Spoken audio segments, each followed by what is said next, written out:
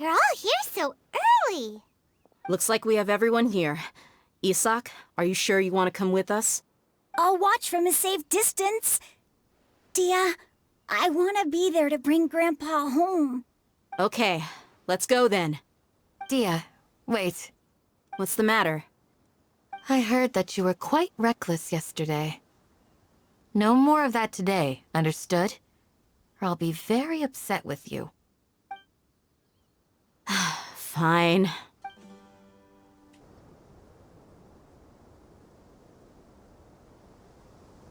Huh. They got here before us. Uh-oh. Is it because Paimon overslept by 5 minutes and held everyone up? Is everything ready? Absolutely. Although, you brought fewer people than I imagined.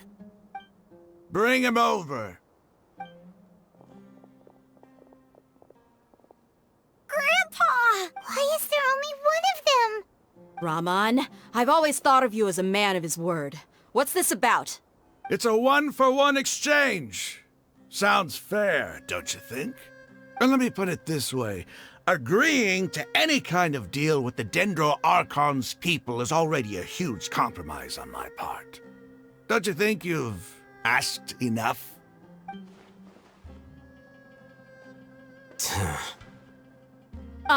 You stay right there!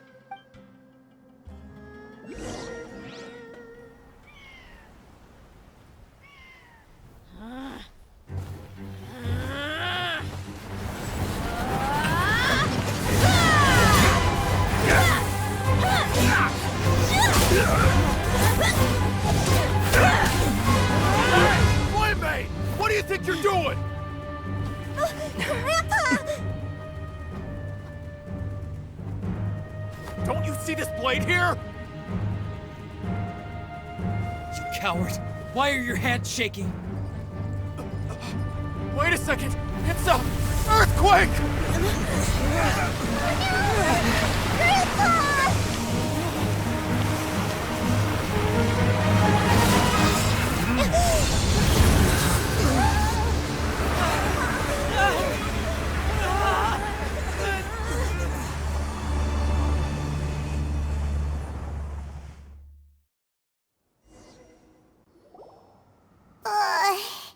Paimon's dizzy.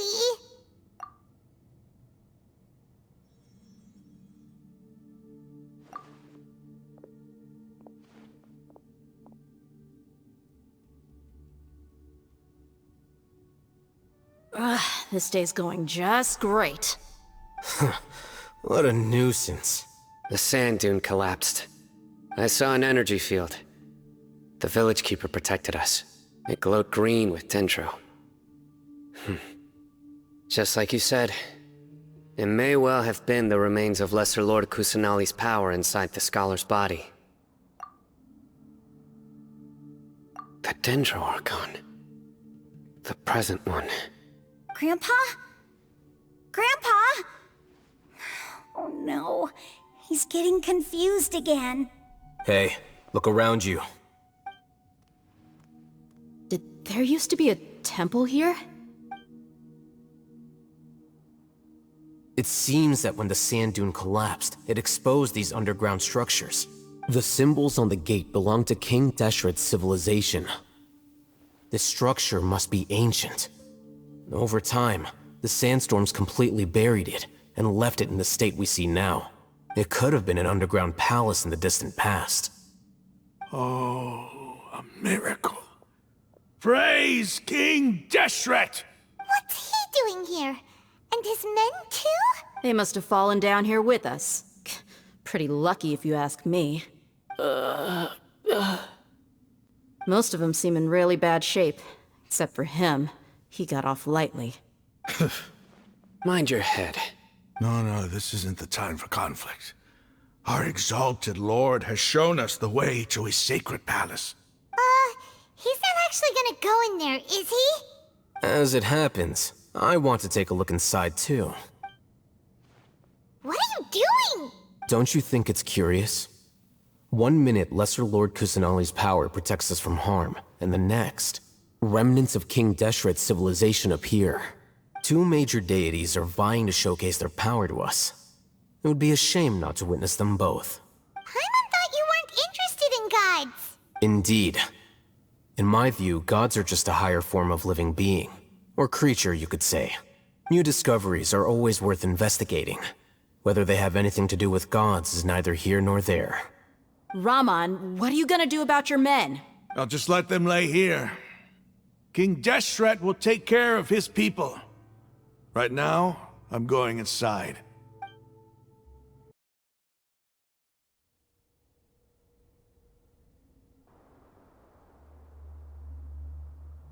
It's full of life here. This defies comprehension. It looked completely desolate from the outside. Yet, it flows with energy inside. Yeah, and there's so many plants. It's so pretty. Sir Raman. Huh? Me? Do you see another Raman here? Are you mocking me? What do you mean, sir? Interpret it however you want, but there's something I'd like to draw your attention to. While this structure is clearly left over from King Deshret's civilization, the energy that flows in here is that of the Dendro Archon. Whatever you say. It's not like I have a vision. There's nothing to be angry about. Think of this as an academic journey. It does seem kinda strange. If that's true, then we might have to explore this whole area to find an explanation.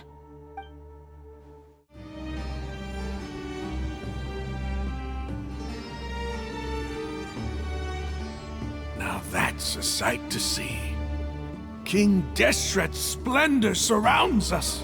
There's so much vegetation here. It's different than what I expected. Sure are a lot of plants for a desert. That's what I call divine providence of King Deshret.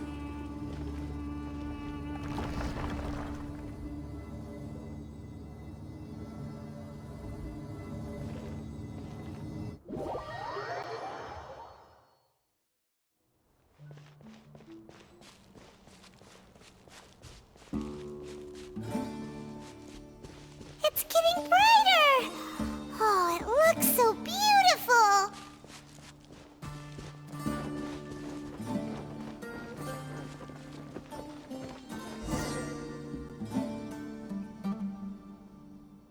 Wait, what's that? A load of flowers. And it looks like there's something among them. These are King Deshret runes. They left something behind. Yes. It's an elegy written in an ancient script. What does it say? Here lies our faithful priest Kasala. His wisdom is a miracle among the people, deserving of high praise and admiration. You can read ancient King Deshret script? Of course. Every student needs to master at least 20 languages before they graduate. He's not serious, right? There's still something off about this place. The elemental energy here is too concentrated. The scent of life. Is it trying to tell us something? Is this it? Analyzing. There seems to be a hidden message among these skeletal remains. Excellent. There's a device from King Deshret's civilization in this gravesite. I'll transmit the information over and project it for everyone to see. Isn't sharing knowledge against the Academia's rules? Yes. However, under the circumstances, I'd prefer you to see this for yourself. You'll understand after watching it.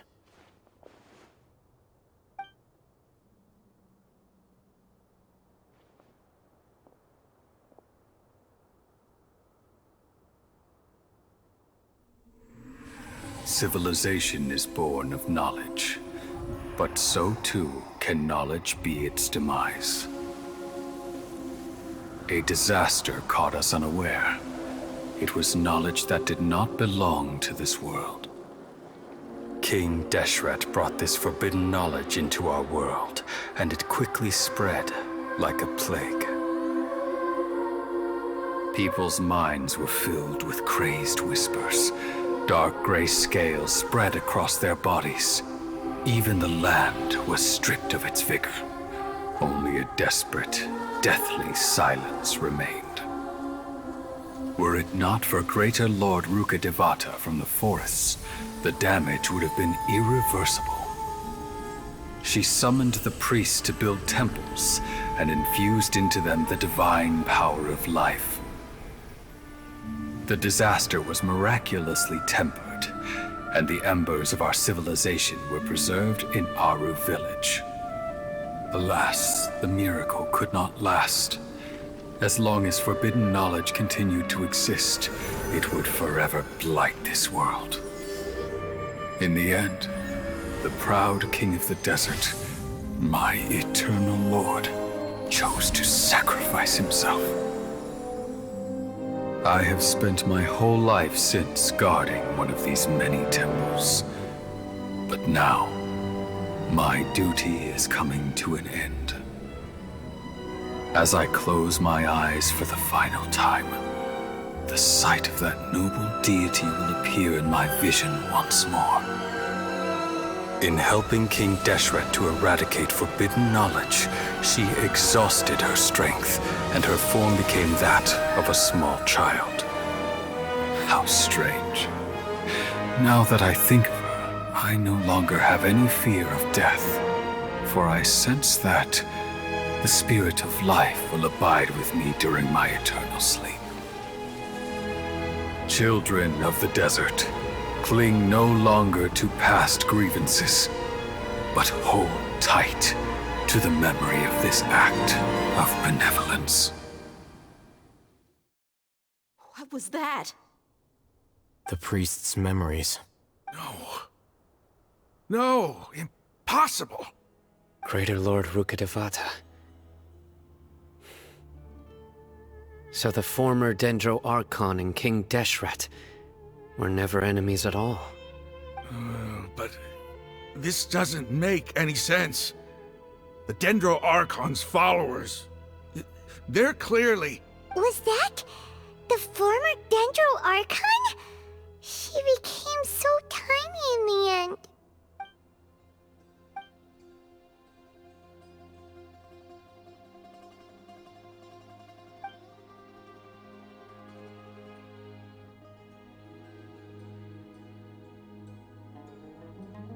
You might be distrustful of the Akasha, but there's no reason for you to doubt King Deshret's technology.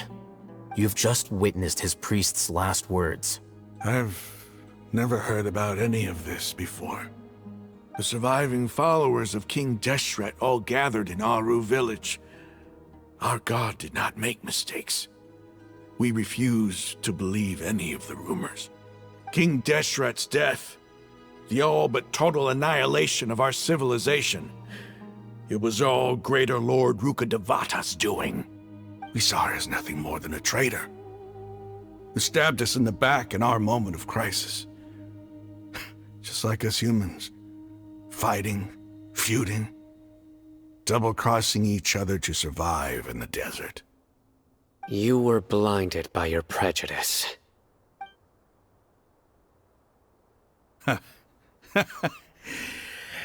If I hadn't seen this for myself, if I hadn't witnessed his last words with my own eyes, ears, and heart, how could I ever begin to accept this? The truth is so far from what I've always known. Am I really supposed to believe that after all these years, all this time seeking revenge, suddenly now my enemy is my savior? Raman, that's enough. Give it a rest. You're starting to make a fool of yourself. Dia, tell me, my Eremites and I, what are we even fighting for?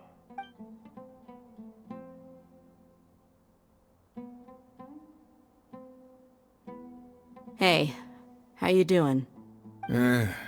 I'll live. Thanks. I should probably go. Can't just stay here forever. What's your next move gonna be? Oh, I know what you're going to ask. I feel deeply ashamed of everything I've done. You'll get everything you're asking for. But please, give me some time. After everything that's happened here today, somehow I need to explain it to the others. It's not gonna be easy. Well, I guess that's for me to deal with. Dia, this is where our camp's located. Make a note of it. When would be a good time for us to go? Tomorrow, I'll convince everyone that we're all on the same side. And I'll return every last one of your your village keepers. We'll share our other resources with you too. You seem to finally understand that our true enemy is the sages. Yes. The gods never gave up on anyone. It's the people responsible for all this that need to face the consequences of their actions. That must have been rough, but he seems to have figured things out now. Ramon's no fool. Being the leader of your own faction in the desert is no easy feat. It's too bad he was held back by his belief in King Deshret. But now that that's changed, I guess we have a few more people on our side. The outcome, at least, is favorable. We should get going too. Let's head back, have a proper meal, and a nice, long sleep. We'll need all our energy tomorrow.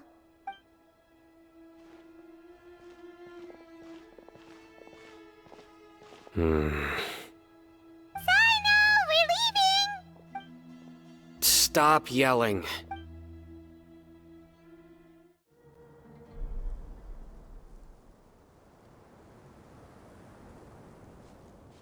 Ramon, we're here. Everything's been arranged. Someone will bring the village keepers back to Aru village shortly. I guess all I can say now is, thanks for agreeing to help. Don't mention it. I think we can both agree you went to hell and back for it. But we share a common cause now. From here on out, we're allies. Where are the perpetrators? I'll bring you to them. Follow me.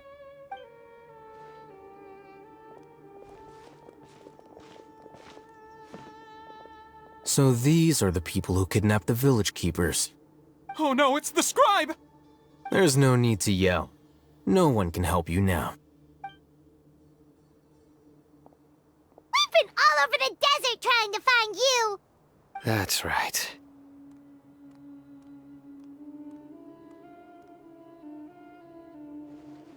General Mahamatra?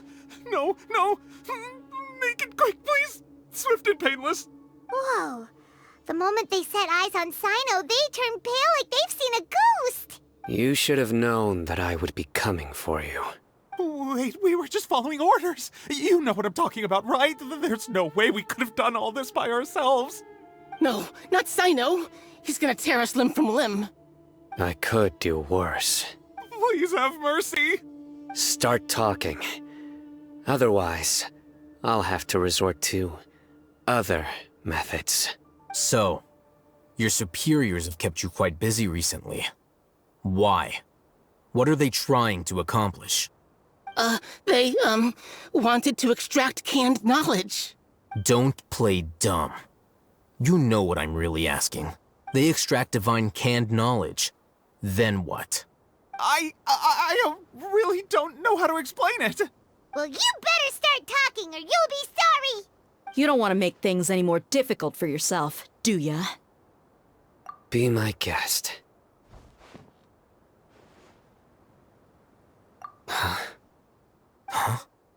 Uh-huh. That sure didn't sound like a fancy metaphor or anything. You're serious, aren't you? How did you know? There's no use hiding it now. Yes, you're right. The Academia is working on an important and potentially world-changing project. They are creating a new god. A god that will belong to them and to the people of Sumeru. It may seem as if Sumeru's academics are thriving, but ever since the death of Greater Lord Rukkhadevata, scholarly breakthroughs have been few and far between. The withering of Irminsul has been getting worse recently. The sages have tried everything they could think of, but nothing's worked. I'm always hearing them say things like, if only Greater Lord Rukkhadevata was still with us. Continue. And then, someone from the Fatui showed up. They called him the Doctor. He brought a gnosis and said he wanted to borrow the Academia's research facilities. The Doctor was previously expelled from the Academia. At first, the sages looked down at him in disdain. But when he said those words, everyone's expression changed. He asked them, "Do you wish to create a god?" This is what the arrogant ignorance at the extreme end of academia looks like. First, the Academia spent a long time constructing a divine vessel, which was based on an exquisite humanoid puppet. After that, they harvested dreams via the Zeb-Zerus Festival Samsara, maximizing the Akasha's output. With the Doctor's help, and the Akasha now functioning at maximum efficiency, they were able to use it to extract the power from the Gnosis and convert it into a divine core. Next, they decided that their new god needed to possess divine wisdom. For that to happen, they needed a huge quantity of divine canned knowledge. It adds up. But how do you determine whether the knowledge extracted is of divine origin? Call it an educated guess? The Academia has been trying to figure out the exact source of the Scholar's madness for centuries, but to no avail. Nobody can explain the cause of this phenomenon. Surely you can see what that implies, Scribe Alhaitham. If it's knowledge no mortal can comprehend, then it must be something only gods are able to decipher. In other words, it's the source of the God of Wisdom's omniscience and omnipotence.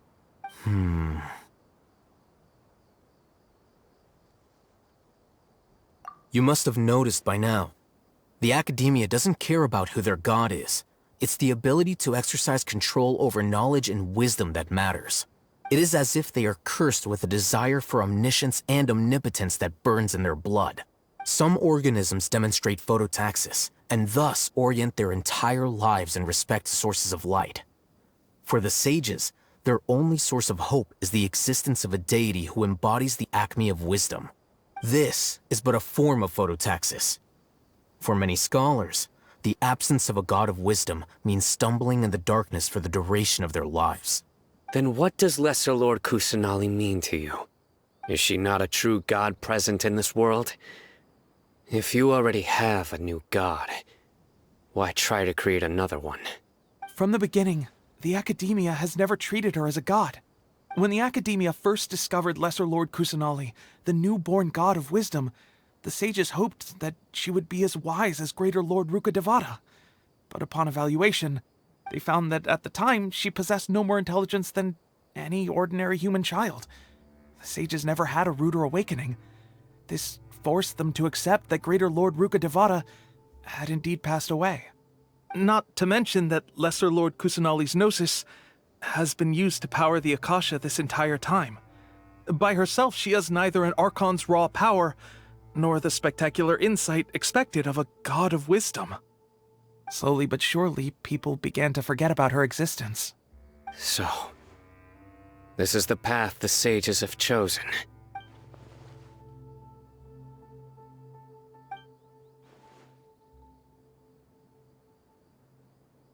All right, let's try to keep our cool.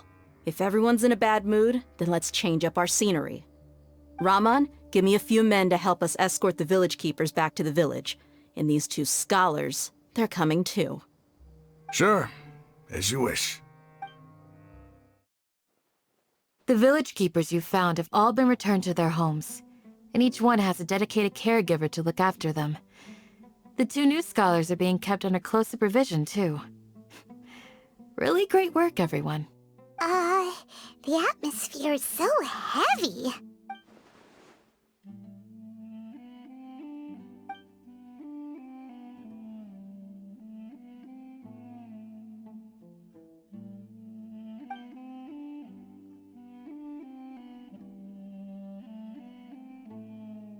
Hey! Say something! Stop spacing out! Come on, is there nothing left to talk about? In that case, let's all get some water and try to think about something else. Or I can go fetch some snacks. Oh, Paimon's so coming with you. Do you have any plans, Traveler? Gods above, you're not talking about work, are you?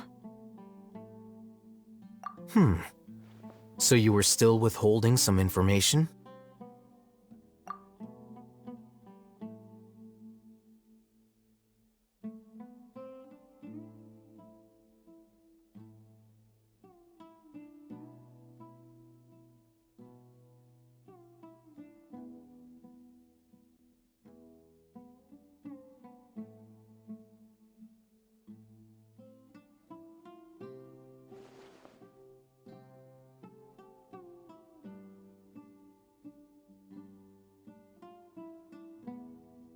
though we lived through all of this firsthand, it still feels super surreal to hear you talk about it again.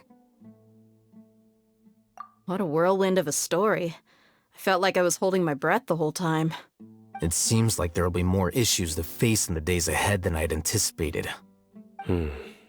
Still, now's a good time to make our next move. Now that Ramon's joined us, we'll be an even stronger team.